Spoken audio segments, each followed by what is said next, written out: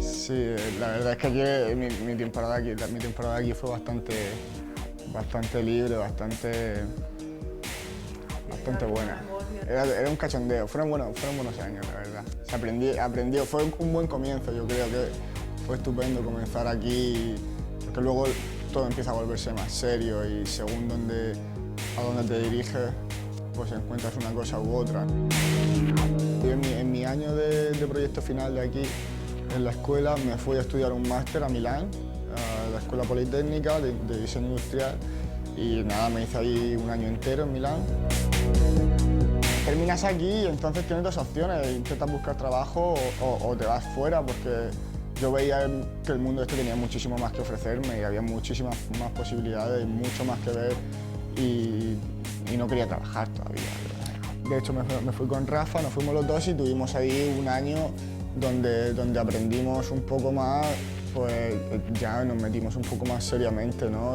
Cómo funciona todo lo que es el tema del diseño, tanto a la hora en la parte creativa como en la parte de empresas, la parte de relaciones públicas, de comunicación, de cómo funcionan las ferias, cómo montar exhibiciones. Simplemente convivir allí, luego vivir la semana del diseño y todo eso, ya te das cuenta, empiezas a entender un poco cómo funciona todo. No te enseña tanto una clase, estar en una clase o estudiando y tal, como las propias experiencias o vivencias personales que puedas tener. Yo sí digo que la curiosidad es un músculo y entonces que tienes que ir entrenando. Entonces cuanto más profundizas en este tema, más quieres saber y así tus límites están más lejos. Fui primero a Francia, hice un workshop en verano en Francia con Richard Hatten. Él llegó y dijo, mira tío, lo único que importa aquí es disfrutar.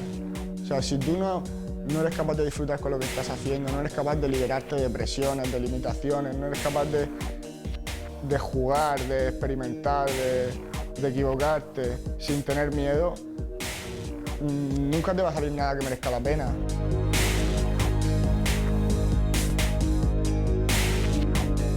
Luego, cuando vine aquí a Murcia, estuve un año trabajando aquí en un estudio de infografía, pero yo ya tenía digamos que tenía el virus metido dentro de hazlo tú mismo. Veía que en el ordenador muchísimas limitaciones. No sé, partes de una idea y luego lo haces en el ordenador y punto, basta. Entonces, cuando fui a Holanda, por esa razón, para decir que necesito primero aprender las técnicas artesanales de cómo trabajar con distintos materiales y luego ser capaz de reinterpretarlos a mi manera o crear nuevas técnicas o crear nuevos materiales. Yo llegué ahí a Holanda y no conocía a mucha gente, digamos, no conocía a nadie y tuve la suerte de conocer a Nacho. Es importante adaptarse, ¿no? La capacidad de adaptación también tiene mucho que ver con el diseño, ¿no? La capacidad de adaptarte ante nuevos problemas o ante nuevas formas de vida o nuevas formas de usar las cosas, nuevas costumbres y tal. Entonces sí, en la iglesia pues encontré a Nacho, estuve haciendo un año de prácticas con él y ahora llevo otro año trabajando con él, este es mi segundo año. Pues esta colección última se llama Diversity. Y son todas la misma pieza formalmente, todas tienen el mismo esqueleto como el ser humano, como la raza humana, todos tenemos el mismo esqueleto, pero luego por fuera somos todos distintos, distinta personalidad y tal. Entonces son estas working units, son como unas unidades de trabajo, un pupitre. Y hemos hecho 18 piezas iguales, cada una terminada y hecha con un material distinto. Yo quiero meterle el ansia, el fuego. Quiero intentar despertarlos de alguna manera, de hacerles ver que hay otras maneras. Intentar sacarlos un poco de A, B, C, escuela, busca trabajo, estás en la compañía.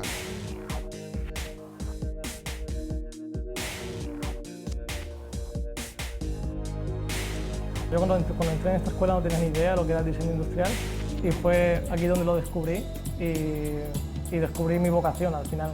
Por eso tengo un muy buen recuerdo de esta escuela. Yo tenía claro que quería hacer algo creativo, algo relacionado con el arte o la creación, porque siempre me gustó dibujar, no sé, hacer esculturas, siempre me interesó, me llamó la atención. pero no tenía ni idea de la diferencia entre diseño industrial, gráfico, no tenía claras las categorías.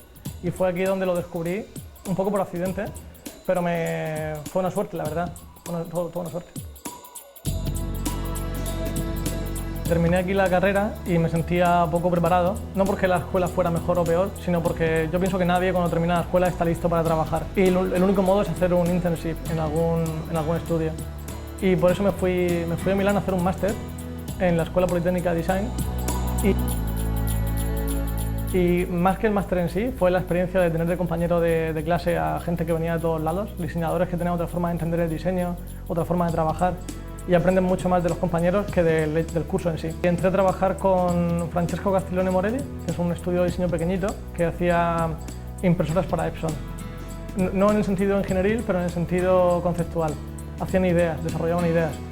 Y muy bien, porque fue la primera vez que tomé contacto con una empresa real y ver cómo funciona un estudio por dentro, cómo es la jerarquía, los tiempos. Y cuando terminó, eso fue una época bonita porque con Francesco, a nivel humano, son familia prácticamente, los quiero un montón, pero me fui para cambiar un poco de estudio y ver cómo funciona otra cabeza. Y me fui a ¿cómo se llama? A Edoardo Fioravanti Design Studio, que es un poco más serio, el sitio es menos humano, pero mucho más profesional y mucho más duro. Y de ahí envié un portfolio a Héctor Sarno Studio, que está en Londres, y me respondió y me fui a trabajar con él a Londres. Y fue un giro de 180 grados en mi vida, porque no lo esperaba para nada. No fui sin hablar nada de inglés, cuando llegué ahí no hablaba nada de inglés, y ya llevo 2 años, y muy bien. En Italia hay mucho más concepto del Star System, del diseñador estrella, que es un poco el creador, ¿no? Y es como la cabeza del estudio y el resto de gente puede hacer fotocopias, a lo mejor hacer creación. Yo tuve suerte y era un estudio pequeñito y también hacía creación y todo, pero es como que él manda de algún modo, él dirige y él quiere que su cara aparezca en las fotografías. Y hay un poco esta paranoia que no tiene ningún sentido porque al nivel de negocio no va a ningún lado, y en Londres es todo lo contrario. Es en plan, Héctor, por ejemplo, bueno, él es español, pero lleva toda su vida, lleva 15 años en Londres, estudió en el RCA, en el Royal College, y su forma de trabajo es muy británica.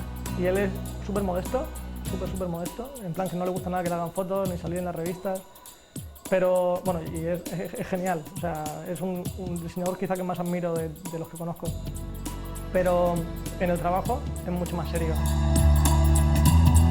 Y esto para mí es lo genial de Londres.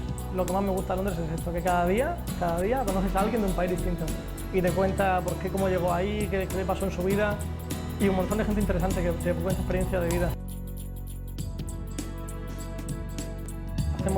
Hacemos maquetas con cartón pluma muy básicas, solamente para entender las proporciones, y usamos mucho el ordenador para hacer 3D, simulaciones, y si hay suerte, a veces cuando hay suerte y el cliente es muy bueno, te hacen ellos los prototipos.